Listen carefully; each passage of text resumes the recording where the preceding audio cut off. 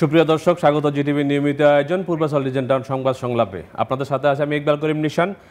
জামাতের 25 নেতা প্রার্থীতা বাতিলের এখতিয়ার নেই নির্বাচন কমিশনের। বিএনপির প্রার্থী না থাকা আসনে আবারও তফসিল নয়। দেশের উন্নয়নের নৌকায় ভোট দিন রংপুরে জনসভায় প্রধানমন্ত্রী শেখ হাসিনা। পরাজয়ের আগে হেরে গেছে বিএনপি মন্তব্য ওবায়দুল কাদেরের। আর ফাঁকা মাঠে ছাড় নয় বললেন ফখরুল ইসলাম আলমগীর। সোমবার নির্বাচনের মাঠে নামছে সেনাবাহিনী। দর্শক, এইসব নিয়ে আমাদের আজকের আয়োজন ভোটে বাংলাদেশ প্রচারণা। কথা বলবেন সাবেক জজ, সংবিধান ও রাজনীতি বিশ্লেষক ইকতেদার আহমেদ, রাজনীতি বিশ্লেষক আইনজীবী সুপ্রিম কোর্টের শেখ সালাউদ্দিন আহমেদ, আছেন আওয়ামী লীগ নেতা মোহাম্মদ শাহেদ। এছাড়া আমাদের সাথে চট্টগ্রাম থেকে যোগ দিচ্ছেন আমাদের জিটিভির চট্টগ্রাম ব্যুরো চিফ অনিন্দ্য টিটু। আপনাদের 3-4 জনকে স্বাগত। আমরা আলোচনা শুরু করতে যাচ্ছি। দর্শক, চাইলে আপনিও আমাদের সাথে অংশ নিতে পারেন টেলিভিশনের পর্দা দেখানো নাম্বারে ফোন করে। তবে প্রশ্ন এবং সংক্ষেপে প্রশ্ন করবেন, আর মন্তব্য দিলে খুবই সংক্ষেপে দেবেন। আমরা আলোচনা শুরু করতে যাচ্ছি ইকতেদার আহমেদ আপনাকে দিয়েই। জামাতের 25 নেতার প্রার্থিতা বাতিলের এখতিয়ার নেই নির্বাচন কমিশনের। পাশাপাশি বিএনপির প্রার্থী না থাকা আসনে পূর্ণ তফসিল নয়, নির্বাচন কমিশন স্পষ্ট জানিয়ে দিয়েছে। আপনার ব্যাখ্যা শুনতে চাচ্ছি। দেখুন, প্রার্থিতা যে প্রত্যাহার হয় এটা হলো আমাদের যে মনোনয়নপত্র দাখিল পরবর্তী, তারপর তো যাচাই বাছাই হয়, যাচাই বাছাইয়ের পরে হলো প্রার্থিতা প্রত্যাহার।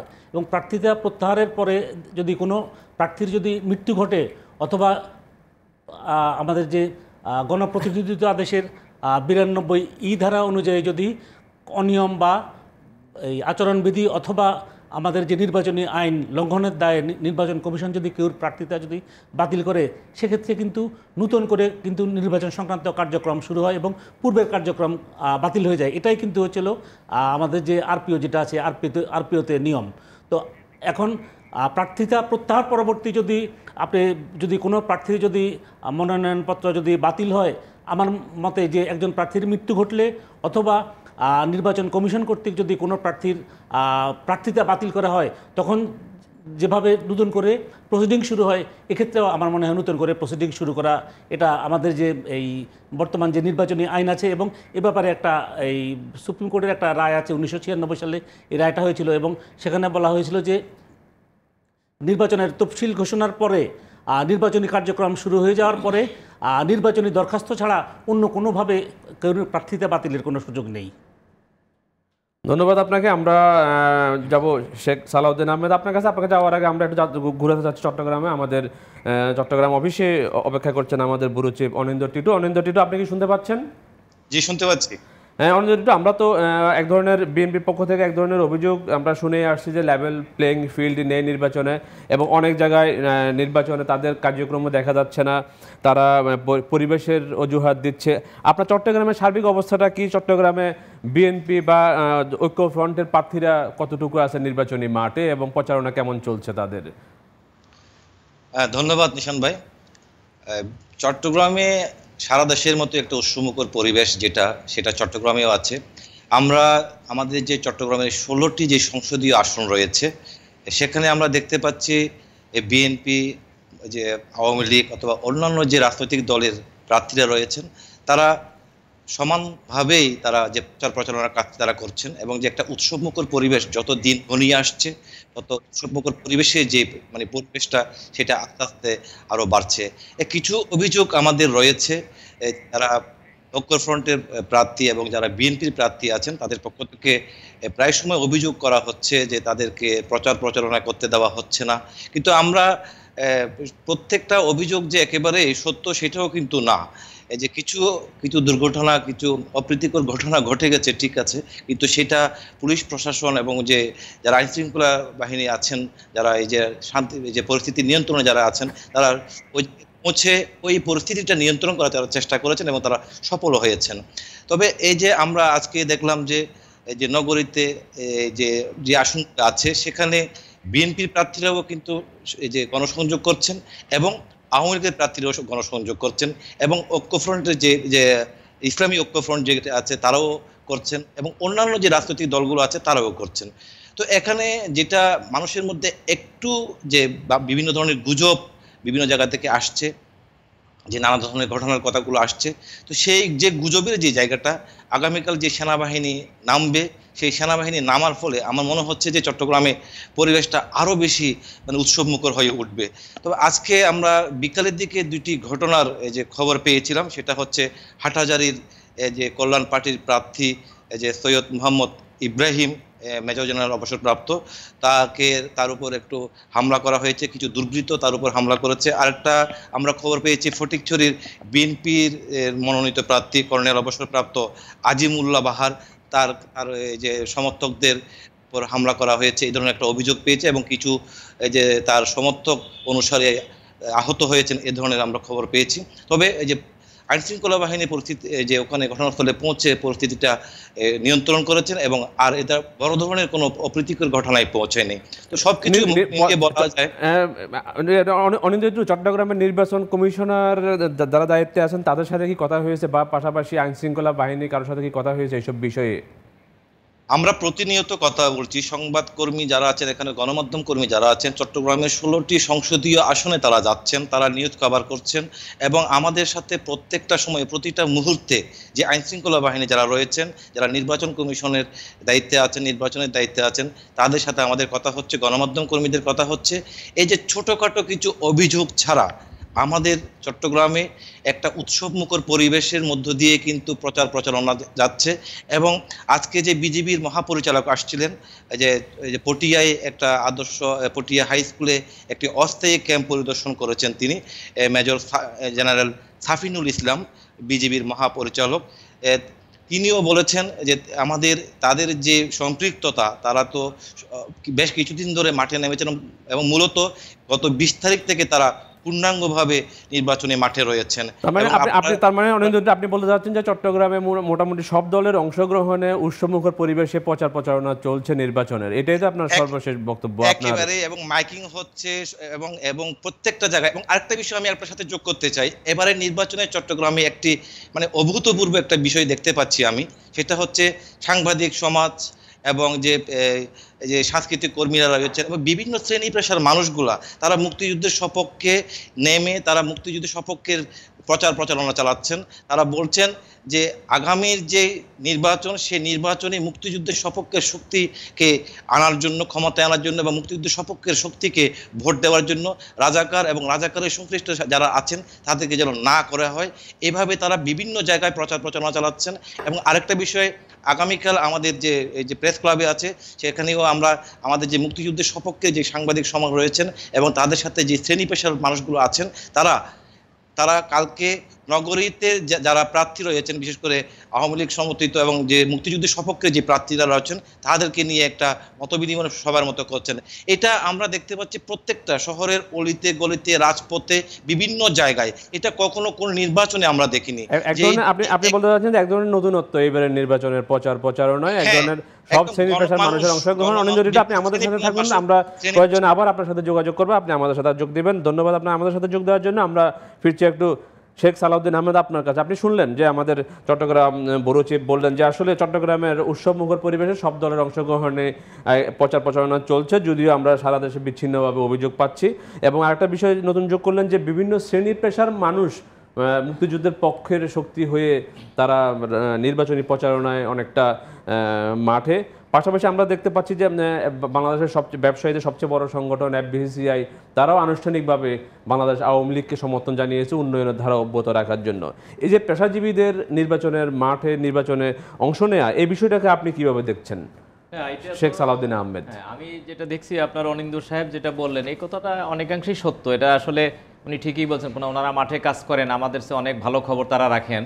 কারণ চট্টগ্রামে আপনার বিচ্ছিন্ন দুই একটি ঘটনা ঘটছে, এটা উড়িয়ে দেওয়া যায় না। কিন্তু পাশাপাশি আপনার ঐক্যফ্রন্ট, মহাজোট, সকল দলের প্রার্থী কিন্তু তারা তাদের মতো করে গণসংযোগ করতেছে, প্রচার কার্যক্রম চালাইতেছে।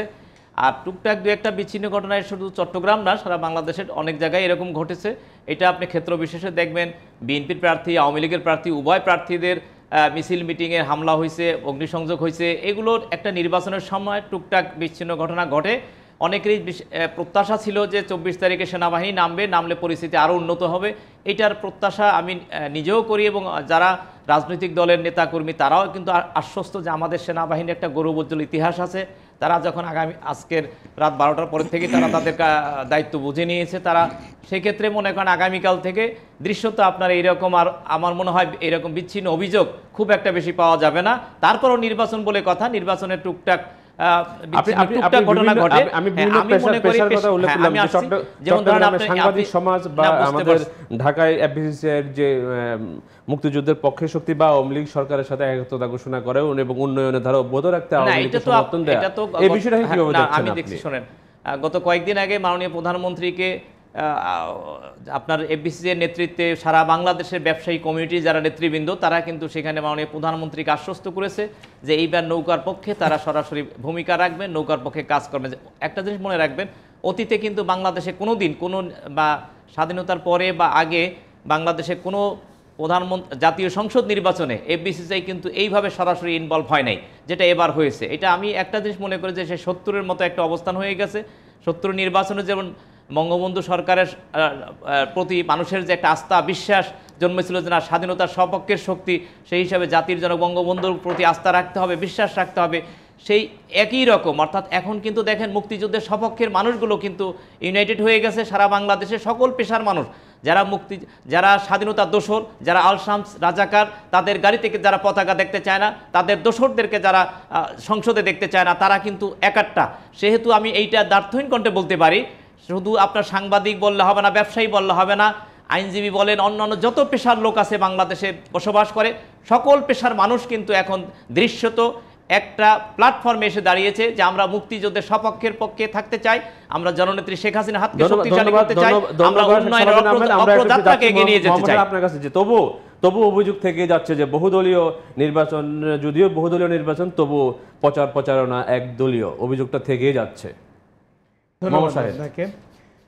বিষয়টি হচ্ছে, দেখেন, নির্বাচন আছে আর হাতে মাত্র কয়েকদিন, তার মধ্যে আমরা আজকে তো পারি হয়ে গেছে, সোমবার হয়ে গেছে, মানে ভোট থেকে সেনাবাহিনী নামবে। একটি বিষয় সবার মধ্যে কাজ করছে যে সেনাবাহিনী নামলে দৃশ্যত একটা পট পরিবর্তন হবে। আমি একটুখানি বিষয়টিকে একটু ক্ল্যারিফিকেশন করি। সেনাবাহিনীর নির্বাচনে পদার্পণ, সেনাবাহিনী কিভাবে কাজ করবে, এটিকে যদি আমি একটু দেখি, আপনাকে বলি। সেনাবাহিনী স্ট্রাইকিং ফোর্স হিসাবে সারা দেশে বর্তমান যে প্রশাসন আছে সেই প্রশাসনকে তারা সহায়তা করবে। This is the part of the role of the সেনাবাহিনী। এখানে সেনাবাহিনীর দায়িত্ব বুঝে নেওয়া না বুঝে নেওয়ার কোনো বিষয় এখানে জড়িত নয়। ইটস এ পার্ট দ্যাট প্রশাসনকে সহায়তা করবে সেনাবাহিনীকে। এবং আমরা অতীতেও দেখেছি যে রাষ্ট্রীয় গুরুত্বপূর্ণ কাজে সেনাবাহিনীকে সরকার নিযুক্ত করতে পারেন, এবং সেটি কিন্তু এবার নির্বাচন কমিশন চেয়েছে তা কিন্তু হয়নি। কিন্তু নির্বাচন কমিশন সরকারকে চেয়েছে, সরকারের সদিচ্ছা ছিল যে হ্যাঁ আমরা স্ট্রাইকিং ফোর্স হিসাবে সেনাবাহিনীকে মাঠে রাখবো, সেজন্যই কিন্তু সেনাবাহিনী মাঠে। সুতরাং এখানে স্পষ্টতই আছে যে রিটার্নিং কর্মকর্তাদের সাথে সমন্বয়ের মাধ্যমে সেনাবাহিনী টহল এবং অন্যান্য অভিযান পরিচালনা করবে। That is the point I want to clarify, number 1। Number 2 হচ্ছে, এখন বাংলাদেশে ধরেন একটা ইলেকশনে লেভেল প্লেইং ফিল্ড, যে কথাটি বারবার বলা হচ্ছে, লেভেল প্লেইং ফিল্ড আসলে হবে না। কেন হবে না আমি আপনাকে বলি। গত 10টি বছর আওয়ামী লীগ সরকার ক্ষমতা, অর্থাৎ আমি যে রাজনৈতিক দল করি সেই দলটি ক্ষমতায়, তার মধ্যে 5 বছর বিএনপি বিরোধী দলে ছিল। সেই 5 বছর তারা মাঠের রাজনীতির সাথে সম্পৃক্ত ছিল। তারপরের 5 বছর তাদের রাজনৈতিক ভুল সিদ্ধান্তের কারণে তারা নির্বাচনে অংশগ্রহণ করেনি এবং মাঠের রাজনীতির থেকে তারা অনেক দূরে, এবং বিভিন্ন ধরনের নাশকতা হয়েছে। 92 দিনের আপনি দেখেছেন যে কীরকম জ্বালাও পোড়াও তারা করেছে, যার ফলে তাদের এক একজনের নামে বহু ধরনের মামলা রয়েছে। এরা যখন আসছে, এটা আইন শৃঙ্খলা বাহিনীর একটি দায়িত্ব হয়ে গিয়েছে, একটি যার বিরুদ্ধে ওয়ারেন্ট আছে তাকে গ্রেপ্তার করা। এখন এটিকে বলা হচ্ছে যে রাজনৈতিক গ্রেপ্তার, এটা কিন্তু রাজনৈতিক গ্রেপ্তার না। এখন যার বিরুদ্ধে ওয়ারেন্ট আছে আপনি তো তাকে এড়াই যেতে পারবেন না আপনি। আচ্ছা, তাহলে সেই জিনিসটাকে অন্যভাবে ভূমিকা দেওয়া হচ্ছে। আরেকটি যে জিনিস হচ্ছে যে আপনার আইন শৃঙ্খলা বাহিনী, মানে যে প্রার্থী, সে প্রার্থীকে আপনাকে তো আগায় যেতে হবে। শুধুমাত্র সরকার আপনাকে নির্বাচন করে দিবে এটি ভাবা মনে হয় ঠিক হবে না। আপনাকে সকল প্রার্থী, একটা নির্বাচন আমি বারবার বলি, নির্বাচনের জন্য সবচেয়ে বড় ভূমিকা হচ্ছে প্রার্থীর নিজের বা রাজনৈতিক দলগুলোদের নিজেদের। তাদেরকে মাঠে থাকতে হবে, প্রার্থী নিশ্চিত করতে হবে, কারণ আর কয়েকটি দিন পরে নির্বাচন। এখনো পর্যন্ত আমি জানি না বিএনপির প্রার্থীদের পুলিং এজেন্ট ঠিক হয়েছে কিনা, কারণ তারা প্রত্যেকবার বলে যে পুলিং এজেন্ট ঢুকতে দেওয়া হয় না, অথচ মাঠে গিয়ে দেখা যায় যে সরজমিনে দেখা যায় তাদের পুলিং এজেন্ট তারা খুঁজেই পায় না। তো সুতরাং এখন এটি কিন্তু একটি বড় ধরনের জিনিস, বড় মানে এক ধরনের, মানে আপনারা বলছেন এক ধরনের হয়তো কৌশল অভিযুক্ত করার একটি কৌশল। ধন্যবাদ আপনাকে। রিজভী আহমেদ একটু বলি, আমাকে আবার ফিরবে এই বিষয়ে, আমরা শুনবো আপনার কাছ থেকে। আমরা ইকতাদার আহমেদ আপনার কাছে ফিরছি আবার। যে বিষয়টা মোহাম্মদ শাহেদ বললেন আসলে এক ধরনের কৌশল। আমরাও দেখি যে বিএনপির পক্ষ থেকে অনেক অভিযোগ করা হয় যে কোথাও পোস্টার লাগাতে দেওয়া হচ্ছে না, মিছিল করতে দেওয়া হচ্ছে না, প্রচারণা করতে দেওয়া হচ্ছে না। বাট আমরা এই বিষয়টা দেখি না যে পোস্টার লাগানো অবস্থায় তাদের কর্মীদেরকে উপরে হামলা বা তাদের নির্বাচনী মিছিলের উপরে হামলা, যদিও বিভিন্ন জায়গায় সারা দেশের বিভিন্ন কয়েকটা বিক্ষিপ্ত কিছু জায়গায় হামলা পাল্টা হামলা হচ্ছে দুই পক্ষের মধ্যে, আওয়ামী লীগ এবং দুই পক্ষের মধ্যে হচ্ছে, এবং ইতিমধ্যে আপনিও জানেন যে দুজন আওয়ামী লীগ কর্মীও নিহত হয়েছে। তো সুতরাং সব মিলে দুই পক্ষেরই যখন এই ধরনের অবস্থান, পাশাপাশি এই ধরনের অভিযোগ যে পোস্টারও লাগাইতে দেওয়া হচ্ছে না, আপনি কি মনে করেন যে শুধু অভিযোগের জন্য এই রাজনীতি, অভিযোগ পাল্টা অভিযোগটার মধ্যেই আমরা এক ধরনের ঘুরপাক খাচ্ছি? ইকতাদার আহমেদ, আপনি যে অভিযোগের কথা যেটা বললেন, এটা আমার মনে হয় যে এখন যে সেনাবাহিনী নামছে, আগামীকাল থেকে তো তারা আনুষ্ঠানিকভাবে তাদের কার্যক্রম শুরু করবে, এবং তাদেরকে আমাদের যে এই ফৌজদারি কার্যবিধির অধীনে তাদেরকে 129, 30 এবং 31 ধারা, এই 3টি ধারার অধীনে তাদেরকে যে ক্ষমতা দেওয়া হয়েছে, এই ক্ষমতা অনুযায়ী তারা ম্যাজিস্ট্রেটের সাহায্য নিয়ে বা ম্যাজিস্ট্রেটের সাহায্য ব্যতীত কিন্তু ওনারা যদি কোনো জায়গায় যদি কোনো ধরনের বিশৃঙ্খলা হয়, বিশৃঙ্খলা দমনে সেনাবাহিনী তাদের আত্মনিয়োগ করতে পারে বা তাদের তৎপরতা তারা দেখাতে পারে। তো এখন সেটি তো ডিএম এর ক্ষমতা, ডিস্ট্রিক্ট। কিন্তু অনেক জায়গায় ইকতাদার আহমেদ, আমরা অনেক জায়গায় দেখছি না বিএনপির কোন প্রার্থীদের বা তার পক্ষের সমর্থকদের প্রচারণায় অংশ নিতে। যদি তারা প্রচারণায় নাই আসে তাহলে আমরা কিভাবে বলবো লেভেল প্লেইং ফিল্ড নেই? না, লেভেল প্লেইং ফিল্ড, যেটা লেভেল প্লেইং ফিল্ড হচ্ছিল, আপনার ধরেন লেভেল প্লেইং ফিল্ড বলতে আমরা কি বুঝি, যে আপনার হচ্ছিল প্রচারণার ক্ষেত্রে সকলে হচ্ছিল সমান সুযোগ পাবে। তো এটা এখন ধরেন বিএনপি থেকে বলা হচ্ছে যে তারা প্রচারণার ক্ষেত্রে ওই সরকারি দল যেভাবে সুযোগ পাচ্ছে তারা সেভাবে সুযোগ পাচ্ছে না। তো আমি মনে করি যে এই যে আগামীকাল থেকে হয়তো পরিস্থিতির, বর্তমান যে পরিস্থিতি আছে এই পরিস্থিতির উত্তরণ হতে পারে, এবং যদি পরিস্থিতিটি যদি উত্তরণ হয়, এখনও তো নির্বাচনের আরও 6 দিন বাকি আছে, তো এই 6 দিনের মধ্যে যদি ধরেন উত্তরণ হয় এবং তারা যদি ব্যাপকভাবে যদি তাদের প্রচারণা চালাতে পারে, এবং আমরা দেখছি যে বিভিন্ন জায়গায় কিন্তু তাদের পোস্টারিং নাই বা তাদের কোনো ধরনের এই যে নির্বাচনী ক্যাম্প বা ক্যাম্পেইনিং নাই, এগুলো যদি তারা যদি করতে পারে, আমরা মনে করব যে কিন্তু বিষয়টি কোনো অভিযোগের কৌশল কিনা, যে আওয়ামী লীগকে অভিযুক্ত করা, সরকারকে অভিযুক্ত করার জন্য এক ধরনের কৌশল। এটা তো ধরেন আমি তো ব্যক্তিগতভাবে কোনো রাজনৈতিক দলের সাথে সম্পৃক্ত না, আমি তো সেটা বলতে পারবো না। তবে আমি একটা জিনিস বলি, যে গত পরশুদিন বিএনপি কিন্তু আওয়ামী লীগের থেকে নারায়ণগঞ্জে বলা হয়েছিল যে আওয়ামী লীগের প্রার্থীরা বলেছিল নারায়ণগঞ্জে বিএনপিকে ঢুকতে দেওয়া হবে না, বিএনপি কি বলে মহাসচিবকে। সেখানে পুলিশ সুপার তিনি কিন্তু আমরা দেখেছি যে ব্যক্তিগতভাবে তিনি নিজে নিরাপত্তা দিয়ে মহাসচিবকে তিনি নিয়ে গিয়েছেন, জনসভায় তিনি ব্যাপক পুলিশের উপস্থিতি দিয়েছে। আমি মনে করি এর থেকে বড় লেভেল প্লেইং ফিল্ড আর কি হইতে পারে। হ্যাঁ, আমরা একটু ফিরছি শেখ সালাউদ্দিন আহমেদ, আপনি যদি কিছু যুক্ত করেন এর সাথে। না, আইন শৃঙ্খলা বাহিনী আপনার দেখেন এখন কিন্তু বিএনপি এই অভিযোগটা তুলতে পারে না, কারণ অনেক জায়গায় দেখেন তারা যেখানেই বলে যে আমাদের হামলা হচ্ছে, মামলা হচ্ছে বা আমাদের ধরপাকড় হচ্ছে, আমরা কার্যক্রম চালাইতে পারি না, আইন শৃঙ্খলা বাহিনী কিন্তু তারা তাদের সাধ্যমতো চেষ্টা করতেছে। এখন বিএনপির যদি তারা, শাহেদ ভাইও কথাটা বলেছে, এখন যিনি প্রার্থী তার দায়িত্ব, তিনি যদি সক্ষম না হন তাকে আগাই যেতে হবে, তাকে সমস্ত বাধা বিপত্তি অতিক্রম করে মাঠে থাকতে হবে, এর কোনো বিকল্প নাই। নির্বাচন কিন্তু অনেক সময় আমরা এটা কিন্তু অভিযোগ রয়েছে তাদের সমর্থকদের গ্রেফতার করা হচ্ছে, তাদের গ্রেফতার কাদের করা হচ্ছে শোনেন, এখন যদি কেউ এজাহারভুক্ত আসামি হয়, এর আগে পূর্বের কোনো মামলায় আসামি হয়, সে তাকে কি করবে? সে তো অ্যারেস্ট হইতেই পারে। এখন কথা হলো যে নতুন কোন মামলায় কাউকে গ্রেফতার করতেছে কিনা, নতুন কোন মামলা পুলিশ দিচ্ছে কিনা, সেই সংখ্যাটা কিন্তু বিএনপি কিন্তু আপনার নির্বাচন কমিশনের কাছে হস্তান্তর করতে পারে নাই যে হ্যাঁ নতুন কোন মামলায় কাদের অ্যারেস্ট হচ্ছে। পুরনো মামলায় তো আইন শৃঙ্খলা বাহিনী ব্যবস্থা নিতেই পারে, এটা তো দোষের কিছু না।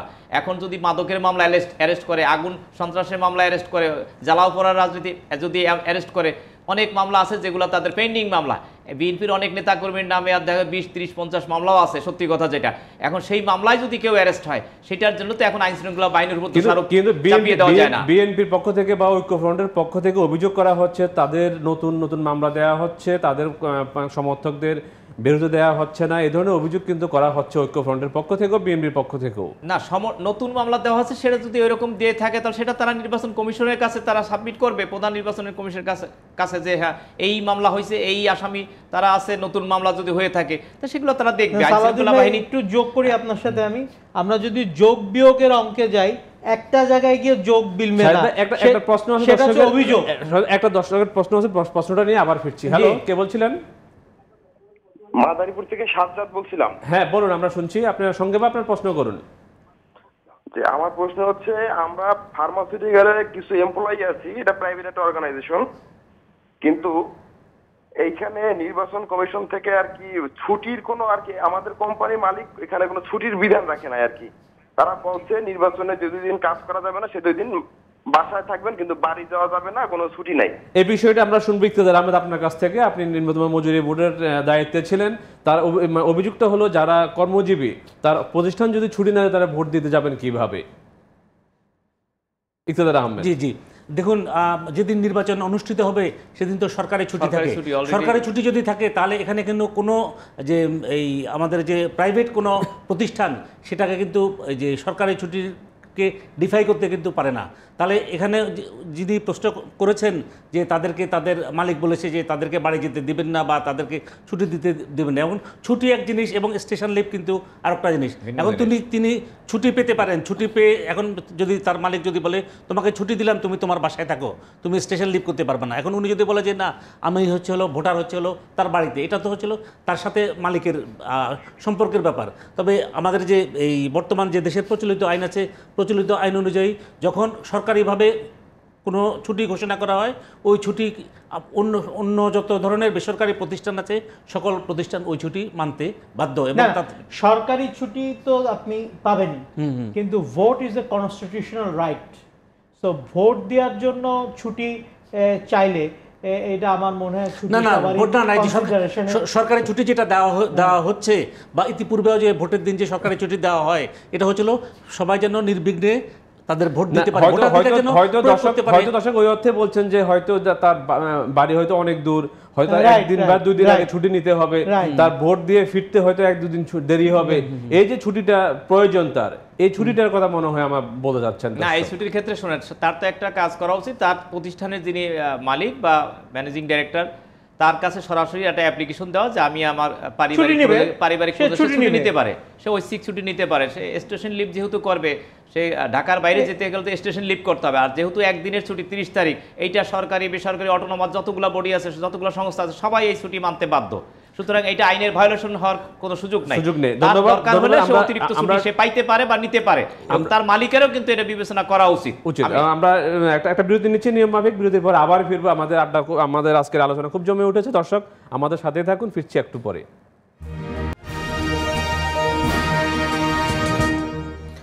সুপ্রিয় দর্শক, আবারও স্বাগত জিটিভির নিয়মিত আয়োজন পূর্বাচল লিজেন্ডার সংবাদ সংলাপে। আমরা কথা বলছিলাম ভোটে বাংলাদেশ প্রচারণা। আমাদের আলোচক প্যানেলে আছেন সাবেক জজ, সংবিধান ও রাজনীতি বিশ্লেষক ইকতেদার আহমেদ, আছেন কলম লেখক, রাজনীতি বিশ্লেষক, আইনজীবী, সুপ্রিম কোর্টের শেখ সালাউদ্দিন আহমেদ, আছেন আওয়ামী লীগ নেতা মোহাম্মদ শাহেদ। এছাড়া আমাদের সাথে যোগ দিচ্ছেন চট্টগ্রাম থেকে আমাদের জিটিভির ব্যুরো চিফ অনিন্দ্য টিটু।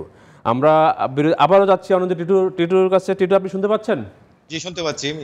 আমরা যে বিষয়টা নিয়ে আলাপ করছিলাম, আপনিও শুনতেছিলেন হয়তো, যে আমরা এক ধরনের বিএনপি বা ঐক্যফ্রন্টের পক্ষ থেকে এক ধরনের অভিযোগ করা হচ্ছে যে হামলা মামলা, বিশেষ করে নতুন নতুন মামলার কারণেই তাদের অনেক নেতা কর্মী নির্বাচনী প্রচারণায় যোগ দিতে পারছেন না, অংশ নিতে পারছেন না, মিছিলে যোগ দিতে পারছেন না, এবং নতুন নতুন মামলাও হচ্ছে, এমন অভিযোগও রয়েছে।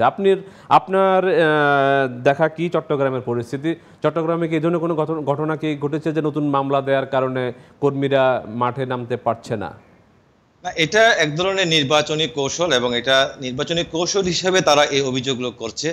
আমরা কিছুক্ষণ আগে যারা যে বক্তব্যগুলো শুনেছি আপনাদের অতিথির প্যানেল থেকে, সেটা একেবারেই সত্যি যে গত 5 বছর তারা তাদের যে চেইন অফ কমান্ড যে তৃণমূল পর্যায়ে যে বিএনপির যে নেতাকর্মীদের সাথে একদম তৃণমূল পর্যায়ে যে কর্মীদের যে একটা চেইন অফ কমান্ড থাকে, যে মানে রাজনীতির মাঠে থাকা দরকার, চট্টগ্রামে কিন্তু সেটা আমরা গত 5 বছর না, গত 7 বছর ধরে দেখছি না।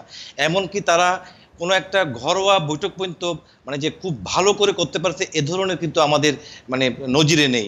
যার কারণে আমরা দেখতে পাচ্ছি যেটা, এবং তাদের মধ্যে আরেকটা বিষয় আমরা দেখতে পাচ্ছি যে বিভিন্ন যে সংসদীয় আসনগুলো আছে তাদের মধ্যে প্রার্থীদের নিয়েও তাদের মধ্যে একটা যে মানে অন্তর্কোণধল এবং যে মনোমালিন্য রয়েছে, এবং তারা যে বিশেষ করে আমাদের বোয়ালখালী এবং যে আরো অন্যান্য যে জায়গাগুলো আছে সেখানেও যে দেখছি একই অবস্থা, যে তারা যেই প্রার্থীগুলো যারা দিয়েছেন তারা তৃণমূল পর্যায়ে যে নেতাকর্মীগুলো আছেন তারা সেই প্রার্থীর সাথে মানে গণসংযোগ বলেন অথবা যে নির্বাচনে যে কার্যক্রমগুলো আছে সেগুলোর সাথে সম্পৃক্ত হতে চাচ্ছেন না। এবং তারা অনেকেই আমরা শুনতে পেয়েছি যে বিভিন্ন আইন শৃঙ্খলা বাহিনীদেরকে বলা হচ্ছে যে আমাদেরকে একটু গ্রেপ্তার করে নিয়ে যান, আমরা এর সাথে গণসংযোগে থাকতে যাচ্ছি না।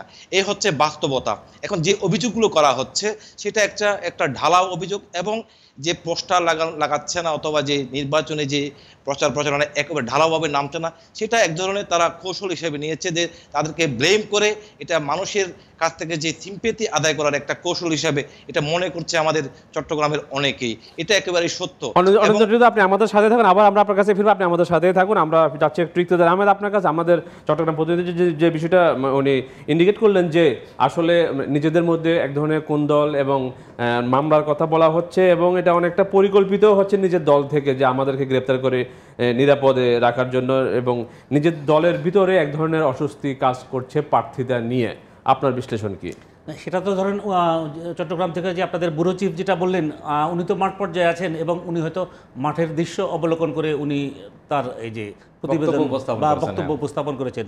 আমি তো এখানে ঢাকায় আছি, আমি তো আর হাটে ঘাটে বা মাঠে আমার বিচরণ নাই, তো এই ব্যাপারে আমার ব্যক্তিগত কোনো ধারণাও নাই বা ব্যক্তিগত কোনো অভিজ্ঞতাও নেই। না, আমি ওনার সাথে একটু অ্যাড করতে চাই। এই যে এটা উনি যে কথাটা বলছে যে নির্বাচনী কৌশল বা দলীয় কোন্দল, কেমন এইখানে আপনার আরেকটা জিনিস দেখেন, ইদানিং আমরা ফেসবুক বা বিভিন্ন সোশ্যাল মিডিয়ার মাধ্যমে দেখতে পাচ্ছি যে এত গুজব ছড়াচ্ছে, যে এত অপপ্রচার হচ্ছে, যে এগুলো আসলে দেখা গেছে যে খুঁজতে গেলে বা অনুসন্ধান করতে গেলে অনেক কিছুই দেখা গেছে বাস্তবে এর সত্যতা মিলে না। এই জন্য এই গুজব বা অপপ্রচার বন্ধ করে এখন সব দলের প্রার্থীদেরকে, বিশেষ করে বিএনপি বা ঐক্যফ্রন্ট যারাই আছে বা আওয়ামী লীগ সহ সকল দলের প্রার্থীদের একটাই ভূমিকা হওয়া উচিত।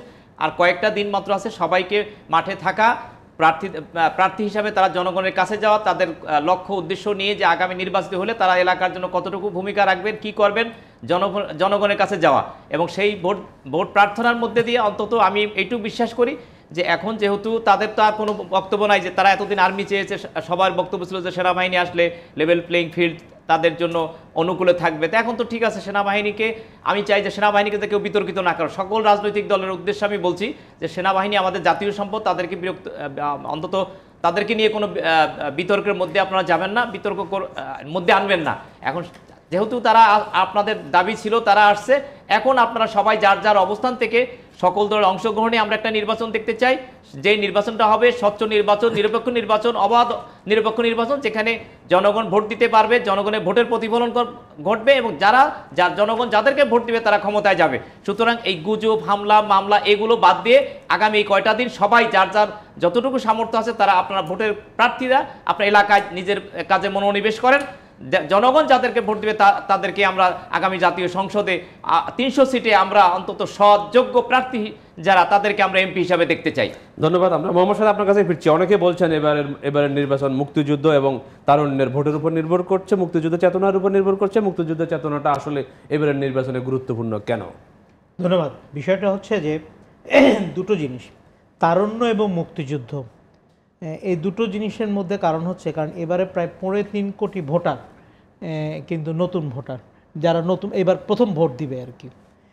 এরা নির্ধারণ করবে আগামীতে কারা ক্ষমতায়, মানে কারা আসলে সংসদ গঠন করবে, তারাই কিন্তু নির্ধারণ করবে।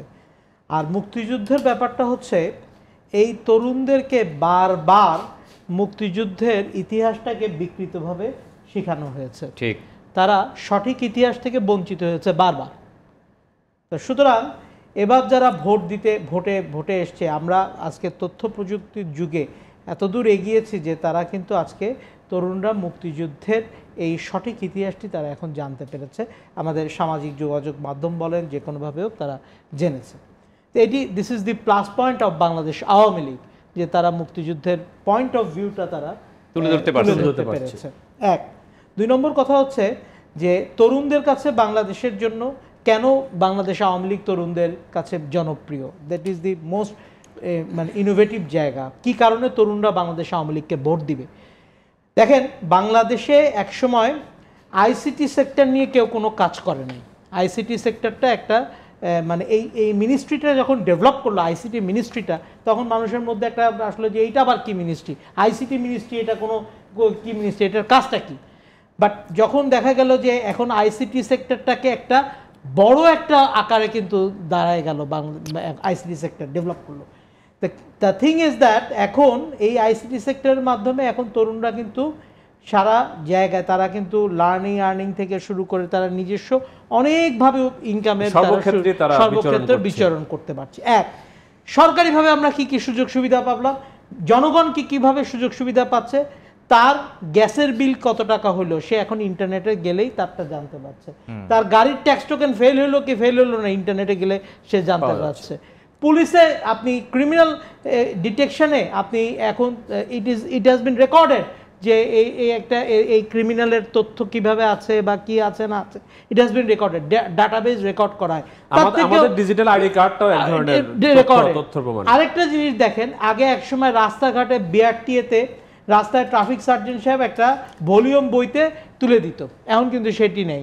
সেটি উনিও এখন প্রেস করলে দেখতে পাচ্ছেন যে এই গাড়িটার ট্যাক্স টোকেন ফেল আছে না ফিটনেস ফেল আছে, এগুলো দেখতে পাচ্ছেন। সুতরাং প্রযুক্তিগতভাবে আমরা অনেক দূর আজকে আগিয়ে গিয়েছি।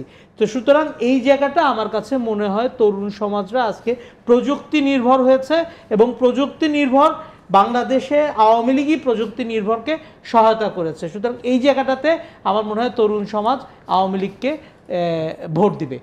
এই আওয়ামী লীগ ছাড়া বিকল্প কোনো চিন্তা তরুণ সমাজ এই মুহূর্তে করবে না। যে জিনিসটি এবার ইলেকশনে সবচেয়ে মারাত্মকভাবে আমরা এখন দেখতে পাচ্ছি বা এখন থেকে নিয়ে আগামী 6-7 দিন দেখব, সেই জিনিসটি হচ্ছে প্রচার অপপ্রচার।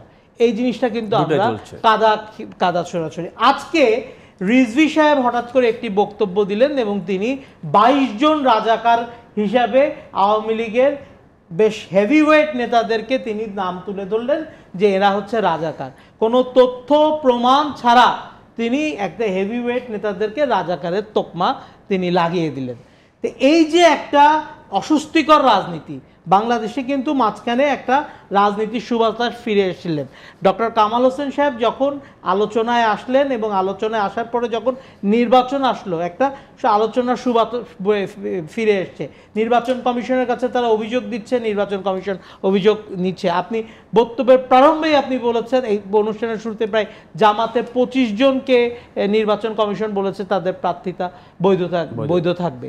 তো সুতরাং এই যে জায়গাটা মানে এখানে জামাত হোক, জামাতকে বিএনপি তাদের প্রার্থিতা দিয়েছে, দ্যাট ইজ দি মানে ক্লাইমেট।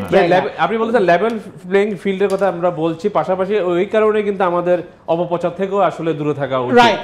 আরেকটা জিনিস আমি কি একটুখানি 1 মিনিট অ্যাড করে নেই, আবার আপনার কাছে ফিরি। আমরা একটু আপনার কাছে ফিরছিলাম যে আমরা এক ধরনের অভিযোগ পাল্টা অভিযোগের সংস্কৃতির মধ্যে আমরা আছি। আমরা নির্বাচন কমিশনে প্রতিদিনই আমরা অভিযোগ দিচ্ছি, পাল্টা অভিযোগ দিচ্ছি। পাশাপাশি আমাদের বড় 2 দল আওয়ামী লীগ সাধারণ সম্পাদক যেমন বলছেন পরাজয়ের আগে হেরে গেছে বিএনপি, এমন মন্তব্য করছেন। আবার পাশাপাশি মির্জা ফখরুল ইসলাম আলমগীরও বলছেন যে আর ফাঁকা মাঠ ছাড়া যাবে না, ছাড়া হবে না।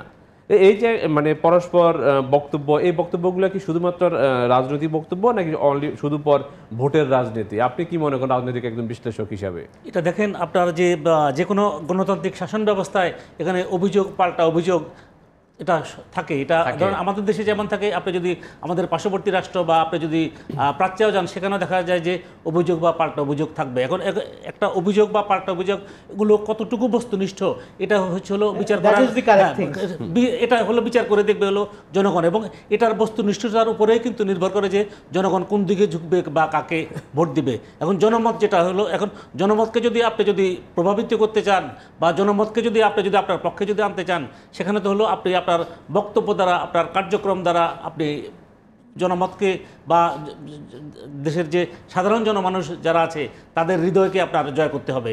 তো এটা ধরেন সব যারা রাজনীতি করে সব রাজনৈতিক দলেরই লক্ষ্য বা উদ্দেশ্য থাকে হচ্ছিল দেশের এবং জনগণের কল্যাণ এবং মঙ্গল সাধন, এবং সেই লক্ষ্যে আমি মনে করি যে আমাদের দেশে যে বড় দুটি রাজনৈতিক দল যারা আছে বা ক্ষুদ্র রাজনৈতিক দল যারা আছে তাদের নিজস্ব কিন্তু নির্বাচনী ইশতেহার আছে এবং প্রত্যেকটা দলের রাজনৈতিক লক্ষ্য এবং উদ্দেশ্য আছে। তো যদি প্রত্যেকটা দলের লক্ষ্য এবং উদ্দেশ্য যদি জনকল্যাণ এবং জনগণের মঙ্গল যদি হয় এবং প্রকৃত অর্থেই যদি তারা এই জনকল্যাণ এবং জনসাধারণের মঙ্গলের জন্য যদি কাজ করে, তাহলে আমাদের যে দেশের যে বর্তমান অবস্থা, এই অবস্থার উত্তরণ ঘটবে এবং দেশ সমৃদ্ধির দিকে এগিয়ে যাবে। তার থেকেও বড় কথা হচ্ছে রাজনৈতিক দলগুলা এবং রাজনৈতিক নেতা, আমরা যারা রাজনীতি করি আমাদেরকে মনে রাখতে হবে আমরা রাজনীতি করি জনগণের জন্য। জনগণের অনিষ্ট হোক এরকম কোনো রাজনীতি আমরা করব না। একটা মোস্ট ইম্পর্টেন্ট থিংস হচ্ছে আওয়ামী লীগের প্রায় 5 জন কিন্তু মারা গিয়েছে। আওয়ামী লীগ কিন্তু এটাকে নিয়ে এখনো পর্যন্ত রেজ করতেছে না, কারণ আওয়ামী লীগ চাচ্ছে যে একটা সুষ্ঠু নির্বাচন। আমাদের সেক্রেটারি জেনারেল, আমাদের সেক্রেটারি সাহেব তার গাড়ির বহরের উপরে হামলা হয়েছে। তো সুতরাং এই যে জিনিসগুলা কিন্তু আওয়ামী লীগ এখনো পর্যন্ত খুব সিরিয়াসলি দেখছে না, এবং আওয়ামী লীগ চাচ্ছে না যে নির্বাচনের আগে কোনো ধরনের একটা মানে পরিবেশ খারাপ হোক। কিন্তু বিএনপি এবং ঐক্যফ্রন্টের নেতারা বারবারই এটা তো নিশ্চিত, এটা তো একেবারেই নিশ্চিত যে আজকে যারা এই ঐক্যফ্রন্ট করেছেন তারা অনেকেই সেখানে গিয়েছে শুধুমাত্র মার্কা পাওয়ার জন্য। মার্কার কারণেই তারা রাজনীতিতে গিয়েছেন। মাহমুদুর রহমান মান্না, তার কোনো রাজনৈতিক অস্তিত্ব নাই বর্তমানে, শুধুমাত্র তিনি সেখানে সংগতি জানিয়েছেন যে তাকে একটা প্ল্যাটফর্মে দাঁড়াইতে হবে, তাই তিনি ধানের শীষ প্রতীক নিয়ে যিনি সেখানে দাঁড়িয়েছেন। কিন্তু আদর্শটা কোথায়? না, এখানে আদর্শ রাজনীতি নাই তো, আদর্শ রাজনীতি নাই। আপনি দেখেন গোলাম মাওলা রনি, সে 2 দিন আগে সংসদে দাঁড়িয়ে কি কথা বলেছে আর এখন গিয়ে সে কি কথা বলছে। আপনি দেখেন পাবনা সাইদ সাহেব, আমি আর তিনি একই সাথে সকালবেলা আওয়ামী লীগ অফিসে গিয়েছি, উনি আমাকে আওয়ামী লীগ অফিসে বললো যে আমার একটু মনটা খারাপ হলো, নমিনেশন দিল না। ওমা বিকালবেলা প্রিভিয়াস কলে দেখি যে উনি ধানের শীষে গিয়ে জয়েন করছে। তাহলে রাজনীতি কি আমরা আদেশের জন্য করি, না নিজের জন্য করি, না জনগণের জন্য করি? কাকে করি? আজকে জনগণকে আমি বুঝাইতেছি নৌকা ভালো, বিকালবেলা গিয়ে আমি বলবো জনগণকে ধানের শীষ ভালো, এই নিয়ে আমার রাজনীতি। আবার পাল্টাটাও আমরা বলছি ধানের শীষ ভালো, আবার বিকালে বলছি নৌকা ভালো। এই রাজনীতি তো আমরা আসলে চাই না, তরুণ সমাজও কিন্তু এই রাজনীতি চায় না। আমরা একটা আদর্শের রাজনীতি চাই। আমরা ফিরছি একটু শেখ সালাউদ্দিন আহমেদ আপনার কাছে। আমরা দেখছি যে এবার নির্বাচনে চরমোনাই পীরের ইসলামী আন্দোলন বাংলাদেশ হাত পাখা নিয়ে সারা বাংলাদেশ চষে বেড়াচ্ছে। 298 আসনে তাদের প্রার্থী রয়েছে এবং তাদের ব্যাপক প্রচার প্রচারণা চলছে, যদিও আমরা সমতল ভূমির অভিযোগ করছে আমাদের বিএনপি বা ঐক্যফ্রন্ট। তাহলে কি ইসলামী আন্দোলন বাংলাদেশের জন্য বিশেষ সুবিধা পাচ্ছে? তারা কিভাবে তারা সারা দেশে নির্বাচনী প্রচার প্রচারণা চালাচ্ছে? বিশেষ সুবিধা পাচ্ছে এটা আমি বলবো না, কারণ আমি বলবো না এই কারণে ইসলামিক যে এই দলটি, তারা দেখেন চরমোনাইয়ের হুজুরের দল, তারা কিন্তু আপনার অন্যান্য রাজনৈতিক দলের মতো না। তাদের মুরিদরা কিন্তু মিটিংয়ে আসে, তাদের নিজের টাকায় আসে, নিজের টাকা খরচ করে তারা যায়। অন্যান্য রাজনৈতিক দলের সমাবেশ মিছিল মিটিং করতে হয় নিজেদের টাকা খরচ করতে হয় দলীয় ফান্ড থেকে। এইখানে তারা কিন্তু একটু ব্যতিক্রম। আর তারা কিন্তু সারা বছর ব্যাপী তারা আগামী এই জাতীয় সংসদ নির্বাচনকে কেন্দ্র করে তারা প্রার্থীগুলো আগে থেকেই 1 বছর আগে প্রার্থী বাছাই করেছে। সেইভাবে তারা মাঠকে কাকে কোথায় প্রার্থী দিবে, তাদের কি কাজ, কোথায় কে দায়িত্ব পালন করবে, এগুলো আগে থেকে পূর্ব নির্ধারিত ছিল। সুতরাং ইলেকশনের শিডিউল ঘোষণার পর থেকে তারা সেইভাবে সোচ্চার, তারা মাঠে সক্রিয় আছে। তারা অন্য দলের প্রার্থীদের সাথে হানাহানিতে বা কাদা সরাসরির মধ্যে তারা ছিল না, তারা কোনো সহিংসতার মধ্যে ছিল না, তারা অন্য কোনো প্রার্থীর জন্য তারা কোনো মানে বিদ্রুপ আচরণ বা অন্য উস্কিয়ে দেওয়া বা জ্বালাও পোড়া রাজনীতির মধ্যে তারা ছিল না। সুতরাং সেই দিক থেকে তারা অ্যাডভান্টেজ পাইতেই পারে। আর একটা জিনিস হলো গণতান্ত্রিক শাসন ব্যবস্থায়, সংসদীয় সরকার ব্যবস্থায় জনগণের ভোটের মাধ্যমে সরকার ব্যবস্থা পরিবর্তন হবে। সুতরাং এই ক্ষেত্রে আপনার সকল দলকে সমান সুযোগ দিতে হবে রাজনৈতিক মাঠে। সুতরাং যাতে সকল রাজনৈতিক দল যারা প্রার্থী হবেন তারা যাতে ভোটাধিকার, তারা যাতে নির্বাচনী কার্যক্রম পরিচালনা করতে পারেন, মিটিং মিছিল করতে পারেন, সমাবেশ করতে পারেন। কিন্তু এইখানে ধরেন বিএনপি বা অন্য ঐক্যফ্রন্ট যারা যে অভিযোগগুলো নিয়ে আসছে, এগুলো ধরেন অনেকাংশেই ধোপে টেকে না। এর একটাই কারণ হলো তাদের দলীয় প্রার্থী বাছাইয়ের ক্ষেত্রে, তাদের নমিনেশনের ক্ষেত্রে, মনোনয়ন বাণিজ্যের কিছু প্রশ্ন আসে। দ্বিতীয়ত হলো আপনি দেখেন ওদের পার্টি অফিসেই নমিনেশন ফর্ম সাইন করার সময় ফখরুল সাহেব যখন গভীর রাত্রে বাসাতে যাচ্ছিলেন, তাকে কিন্তু রাস্তায় তার কাপড় চোপড় খুলে ফেলেছে, তার উপর হামলা হয়েছে। অর্থাৎ তাদের দলীয় চেয়ারপারসন ভিতরে আছেন, অ্যাক্টিং চেয়ারপারসন তিনি লন্ডনে আছেন। এই অবস্থা তাদের দলের হাল যেহেতু মির্জা ফখরুল সাহেবের উপরে, তার পক্ষে এই এর বৃহৎ রাজনৈতিক দল, তারা 3 বার ক্ষমতায় ছিল, সকল 20 দলীয় জোট, তারপর ঐক্য ফ্রন্ট এবং বিএনপি, এই সবগুলো অ্যাকোমোডেট করে সারা বাংলাদেশের ভালো প্রার্থী, যোগ্য প্রার্থী বাছাই করে দেওয়াটা তার জন্য কঠিন কাজ ছিল। সুতরাং এই কঠিন দায়িত্ব পালন করতে যে কিছুটা হযবরল অবস্থায় ছিল, এই হযবরল অবস্থার প্রেক্ষিতেই কিন্তু তাদের দলীয় প্রার্থীরাও কিন্তু যাকে প্রার্থী গেছে সেও তার বিপক্ষে যার অবস্থান ছিল সেও কিন্তু অনেক সময় জলগোলা করার চেষ্টা করে আওয়ামী লীগ বা অন্য প্রার্থীর উপর চাপানোর চেষ্টা করেছে। ঐক্য নেই দলে, দলের মধ্যে ঐক্যের অভাব ছিল। এখন হয়তো বা লেভেল প্লেইং ফিল্ড বলে তারা একটা ধোয়া তুলে হয়তো সরকারের কে একটা বাড়তি চাপে তারা রাখতে চেয়েছিল। আহমেদ, আপনার কাছে 1 মিনিটে শেষ করবেন আপনি, শেষ বক্তব্য আপনার। না, যেটা যে একটু আগে যে শাহেদ সাহেব বা সালাউদ্দিন সাহেব যেটা বলেছেন, যে আপনি দেখেন যে অন্যান্য গণতান্ত্রিক রাষ্ট্রে কিন্তু আপনি দেখেন যে কেউ যদি এমপি পদে যদি প্রতিদ্বন্দ্বিতা করতে চায় তাকে কিন্তু তৃণমূল থেকে উঠে আসতে হয়। আমাদের দেশে যদি এটা কিন্তু আমাদের যে এই যে রাজনৈতিক দল আইন, সেখানেও কিন্তু বলা আছে যে তৃণমূল থেকে নেতা নির্বাচন করা হবে। তাহলে এই যে তৃণমূল থেকে যদি নেতা নির্বাচন করা হয়, তাহলে যে হঠাৎ এসে দেখা গেল যে দীর্ঘদিন আওয়ামী লীগ করেছে, মনোনয়ন না পাওয়ার কারণে তিনি রাতারাতি বিএনপি হয়ে গেল, দীর্ঘদিন বিএনপি করেছে, মনোনয়ন না পাওয়ার কারণে রাতারাতি আওয়ামী লীগ হয়ে গেল। তো এই ধরনের এটাকে অপরাজনীতি বা রাজনীতির ক্ষেত্রে এটাকে অপসংস্কৃতি আমরা বলতে পারি। তো এটা যদি আমরা তৃণমূল থেকে যদি নেতা বাছাই করা যায়, তাহলে এটা থেকে আমরা পরিত্রাণ পাবো। নির্বাচনের মাঠে সংকটের এটা একটা কারণ আপনি বলতে চাচ্ছেন? আমি যেটি বলতে চাই, একদম শেষ কথা, আমি নির্বাচনকে নিয়েই কথা বলতে চাই। অনিন্দ্য টিটুকে আমাদের সাথে আছেন। একদম নির্বাচনের কথা যেটি বলতে চাই যে প্রিজাইডিং অফিসার নিয়োগ করতে হবে এবং নির্বাচনের মাঠ সুষ্ঠু রাখতে সেনাবাহিনী নামছে। সেনাবাহিনীকে সহায়তা করে যেভাবে সুন্দরভাবে নির্বাচন করা যায়, রাজনৈতিক দলগুলোর নিয়ম হবে, উচিত হবে সে সবাইকে সহযোগিতা করা। আমি একটি সেন্টেন্সে শেষ করতে চাই, সেটা হলো এক বাক্যে শেষ করব, যে আমি আশা করব আগামী জাতীয় সংসদ নির্বাচনে আপনার নির্বাচন কমিশন, আপনার রিটার্নিং অফিসার, সহকারী returning officer, presiding officer, pulling officer এবং যারা এজেন্ট থাকবে সকলের সহযোগিতায় একটি ভালো নির্বাচন জাতীয় অনিন্দ্য টিটু, আপনি কি আমাদের সাথে আছেন? অনিন্দ্য টিটু শুনতে পাচ্ছি। অনিন্দ্য টিটু, আমরা আমাদের আজকের ভোটে বাংলাদেশ প্রচারণার একবারে শেষ দিকে আপনি যদি শেষ যোগ করেন যে আসলে মানে আগামীকালকের কি কর্মসূচি রয়েছে চট্টগ্রামে, পাশাপাশি প্রচারণায় নতুন মাত্রা যোগ হচ্ছে যেহেতু সেনাবাহিনী নামছে আগামীকাল থেকে, আপনার কালকে কি কর্মসূচি রয়েছে মূলত, বিশেষ করে বর্ধনের, সংক্ষেপে একবার শেষ বক্তব্য। আমরা যেটা চট্টগ্রামে এখন দেখছি, দিন দিন যে মানে নির্বাচনের সময়টা যত ঘনিয়ে আসছে তত অংশগ্রহণমূলক যে ব্যাপারটা আছে প্রচারণার মধ্যে, সেই বিষয়টা আরও বাড়ছে। এবং আগামীকাল থেকে যেহেতু একটা মনস্তাত্ত্বিক যে আস্থার জায়গা সেনাবাহিনী নামছে, সেই জায়গা থেকে আমার মনে হচ্ছে সর্বসাধারণের যে অংশগ্রহণমূলক নির্বাচন সেটা আমরা পাবো। এবং যতদিন পর্যন্ত প্রচারণার সময় থাকবে ততদিন পর্যন্ত উৎসবমুখর পরিবেশে যে প্রার্থীরা রয়েছেন তারা গণসংযোগ করবেন এবং এটা সহিংসতা মুক্ত উৎসবমুখর পরিবেশে আমাদের চট্টগ্রামে প্রচারণা হচ্ছে এবং শান্তিপূর্ণভাবে আমরা সেই ভোটটাও সুষ্ঠু অনুষ্ঠিত হবে বলে আমরা সেই আশা করি। ধন্যবাদ আপনাকে। আমরা ধন্যবাদ ইকতাদার আহমেদ, ধন্যবাদ শেখ সালাউদ্দিন আহমেদ, ধন্যবাদ মোহাম্মদ শাহেদ এবং অনিন্দ্য টিটু, আপনাদের সব 3-4 জনকেই ধন্যবাদ। দর্শক, এই ছিল আমাদের আজকের আয়োজন। যেখানে থাকুন ভালো থাকুন, নিরাপদে থাকুন। আগামীকাল একই সময়ে দেখা হবে জিটিভিতে। ভালো থাকুন।